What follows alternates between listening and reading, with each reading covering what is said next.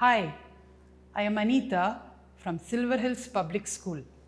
Today, I have come with a topic very simple but quite an important part of a 10th standard syllabus. It is all about refraction of light and refractive index for a pair of media. Refraction is a very common phenomena that we come to see around us. And whenever refraction isn't mentioned, this is the picture that immediately comes into our mind. This is what our teachers have all shown us in our classes, right? I have a tumbler here. Into the tumbler, a straw is dipped. The upper part of this tumbler obviously has air, and inside the tumbler, I am having water. You could see that the straw shown over here is actually falling straight. But as you encounter this water, you find that there is a small shift in the position of the image so seen through the water. So what is refraction? How are we going to explain refraction with this small image over here? Obviously, there's something to do with the bending that took place over here. This straw was supposed to stand straight, right? As it passes through the water, it should have been straight. There's something happened there. And let us see what's happening there. So what is refraction of light? The refraction of light is a phenomena wherein light bends while traveling from one medium to the other. So obviously, refraction should take place when there is a combination of media available for us. Light always travels in a straight line in one particular medium. But as it encounters another medium, at the interface, there is a small change that happens. At the interface, the bending takes place. Let us see the important features of refraction. This is a simple glass slab. Obviously, it is considered as a denser medium. And up above it is the air. A line that is shown in white over here, we are going to consider it as the interface. That is the line that demarcates air and glass over here. The incident ray of light is actually touching at a point O, that we call it as a point of incidence. At the point of incidence, I am going to draw a normal. So n dash happens to be my normal. This normal helps us to understand how much the bending would take place. The angle, a very important feature that you should learn over here is the angle of incidence I. The angle of incidence is the angle between the incident ray and the normal. So this angle that you see over here is the angle of incidence. Now what happens as this ray of light reaches the interface? It is at this point that the ray of light would start to bend. You could see that in the air, the ray of light travels straight. At the point where the incident ray reaches, and thereafter where it tries to travel further, is a small bending that takes place. The bending will depend upon what kind of medium the light is going to enter into. And this ray of light, OB, is going to be called as the refracted ray. So you could see that this incident ray, if this glass medium was not available, it could have gone straight. Instead, what happened over here? You found that the ray of light is bending towards the normal, right? Check with the next one. The next important feature of refraction is the angle of refraction. So what is the angle of refraction? The angle between the refracted ray and the normal is going to be called as the angle of refraction. What are the causes of refraction of light? The cause of refraction of light is that light travels with different speed in different medium. The change in the speed of light when it moves from one medium to the other causes it to bend. I'll give you a simple illustration to it. You are a 100-meter sprinter. On the track, I am going to lay different patches where you're supposed to run through. Initially, it's a good turf. Next, I am putting some sand on the turf. Last is I am putting some a small space where there's water, and you are asked to run through it. Can you maintain the same speed while running in all these three tracks? No. When you're running on the turf, you can get the maximum speed because you know the equal and opposite reactory force will be offered to you. Try running on sand. The effort is even more larger because you don't get the equal and opposite reactory force there. Running in water is even more difficult. Right? So what happens over there in each case, that the speed in each of this path that you're trying to run is going to be different. That is exactly what is happening to light also.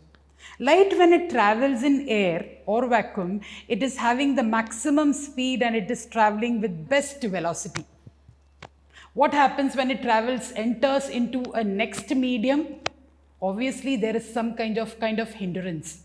And this is the reason why the light will bend as it moves into the next medium. The speed of the light will increase or decrease depending upon the medium into which it is entering. So we are very clear now that the speed is a factor which makes this ray of light to bend while it's traveling from one medium to the other. Next one, have a nice look at it. How the bending takes place. That is what we are going to discuss here. I'm again having a pair of a media here. Air is there and a denser medium. You can have glass or you can have water, anything that is having a optically density more than that of air. And again I have this normal shown here, and this is my incident ray. At the interface, the bending would take place because it has to change the speed, right? When I see that the ray of light is moving from a rarer to a denser medium, this ray of light is bending towards the normal. That very clearly indicates that refraction happens more when the ray of light is moving from a rarer to a denser medium. Next, I have another case where the ray of light is moving from a denser medium to a rarer medium. Again, at the interface, the turning effect or the bending effect should take place. I find that dotted line is through which the incident ray should have been moving. But what happened over here? Instead, it is tilted a bit more far away from that imagined ray. When a ray of light is moving from a denser to a rarer medium, the ray of light, the refracted ray of light, will bend away from the normal. Next, this can be understood with a beautiful figure which actually shows a glass slab. Up above over here, I have air, the glass slab, and once again, the air is shown. So this is my incident ray of light, which is shown in blue here. At the interface, the first refraction happens. And see that the ray of light is traveling from air to glass. Obviously, glass is having optically more density than that of air, right? So it bends towards the normal. Next, what happens? In that particular medium, the glass medium that we are talking about, the ray of light would travel straight. Next, again, it encounters another interface, right? This is the point, right? Now, the ray of light is going to be traveling from glass to air. Now, what should happen? The ray of light is moving from a denser medium to a rarer medium. As a result, the ray of light will bend away from the normal. And the ray of light that you could see over here is called as the emergent ray. When you enter something, you emerge out, right? So the ray of light entered into the glass medium, it emerged out into the air again. Right? So what is going to be angle of emergence over here? Just for a sake of understanding, let us see how can we define angle of emergence. The angle between the emergent ray and the normal is going to be called as the angle of emergence. Check this. You could see that if the incident ray was not having glass as a medium in between, an obstruction, this ray of light could have gone straight. Those dotted lines are indicating those imaginary rays that I imagine as if that should be the direction in which my incident ray should have been moving. Right? When I check my emergent ray and the incident ray, I find that they are both traveling parallel to each other. Right? The perpendicular distance between the incident ray and the emergent ray coming out of the glass slab is called as the lateral displacement of the emergent ray of light. As I increase the angle of incidence over here, I find that the perpendicular distance between the emergent ray and the incident ray would also increase. Now, what happens if I happen to pass a ray which is passing through the normal? So, if the ray of light is passing through the normal, obviously my angle of incidence is 0, right? But in refraction, this is the only point at which your angle of incidence becomes equal to your angle of refraction. As a result, what will happen? It pierces in through the medium, right? Instead of any bending effect shown here, this ray of light would travel straight. But that does not mean that it does not change its velocity or speed while it's traveling into that medium. There is a change in the velocity. This bending is seen only when the ray of light is made to pass obliquely to a refracting surface. My ray of light is traveling at an angle of 90 degrees with respect to my surface. So the ray of light is actually traveling through the normal and it turns out into a straight line over here. This is what the actual photograph of a slab subjected to a ray of light is. You could see the bending that took place, isn't it? So the amount of bending depends upon two factors. First, we have already known it is the change in the speed of light. The change word is very important. When it tries to enter into the next medium, there is a change in the speed that happens to this ray of light. And that is exactly why the refraction happens. And next obviously happens to be the angle of incidence at which this ray of light is entering into the second medium. The laws of refraction. The laws of refraction governs the behavior of light as it passes through the interface between the two medium. It was extensively explained to us by Snell's law, or it is very easily understood in terms of Snell's law. Laws of refraction. What does the first law tell us? The refracted ray, incident ray, and the normal at the interface of the two transparent media at the point of incidence all lie in the same plane. So very clearly it is seen on the figure here. This is my incident ray, this is my refracted ray, and this happens to be my normal. They are all lying on the same plane. Next is something new that we are learning, and it is called as the second law of refraction. For the given pair of media, the ratio of the sine of angle of incidence to the sine of angle of refraction is always a constant. That means sine I by sine R is going to be equal to a constant value for a pair of a media. The constant value is called as refractive index of the pair of the media. Refractive index, what is the clear definition for it? It is the ratio of sine of the angle of incidence I to the sine of angle of refraction R. It is called as the refractive index. The measure of bending of a ray of light when passing from one medium into the other is called as refractive index of a pair of media. That is what we have discussed earlier also. How much the bending would take place and what is the media, the clear-cut information is lying inside the refractive index. Refractive index is actually a number that indicates the number of times slower than a light wave would be in the medium than it is in vacuum. That means what? The light has the maximum velocity when it travels in air. In any other medium, when it enters, it will never attain the same velocity. It is always going to be slowed down. And that is exactly what the statement is telling us. The refractive index of diamond is said to be 2.42. It's quite some value. And what does that mean? The speed of light in diamond will reduce by a factor of 2.42 as compared to its speed in air. In other words, the speed of light in diamond will be 1 by 2.42 times the speed of light in air. Refractive index, how do I get a mathematical expression for it? That is what we are leading towards. Check the diagram once again. Again, I have this two media available. One happens to be having a refractive index of N1.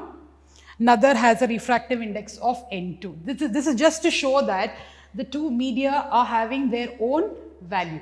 I am allowing a ray of light to fall on the surface, or let us say the interface, which is having a velocity of V1, and this particular incident ray makes an angle I, angle of incidence I, with respect to the normal.